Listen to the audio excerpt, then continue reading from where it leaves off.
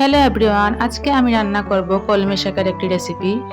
এই রেসিপিটা খুবই সহজ ও অল্প সময়ে রান্না করা যায়। তো প্রথমেই আমি কড়াইতে দিয়ে দিলাম সাদা তেল ও তাতে দিয়ে দিলাম সামান্য রসুন কুচি, সামান্য আদা কুচি দিয়ে হালকা ফ্রাই করে নিব ও তাতে অ্যাড করে নিলাম দুটো কাঁচা লঙ্কা।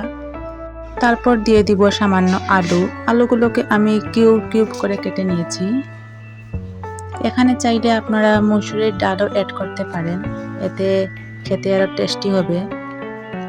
তারপর সামান্য ফ্রাই করে নিব যাতে কাঁচা গন্ধটা উঠে যায়। তারপর দিয়ে দিব আগে থেকে কুচি করে রাখা কলমি শাক। আপনারা এই প্রসেসে যে কোনো শাকই রান্না করতে পারেন। আমি কলমি শাকগুলোকে আগে থেকেই কেটে নিয়েছিলাম ছোট ছোট করে। এখন সবগুলো শাক আমি ওই তেলেই দিয়ে দিব। তারপর কিছু সময় নাড়াচাড়া করে নিব যাতে শাকগুলো ভালোভাবে সফট হয়ে আসে।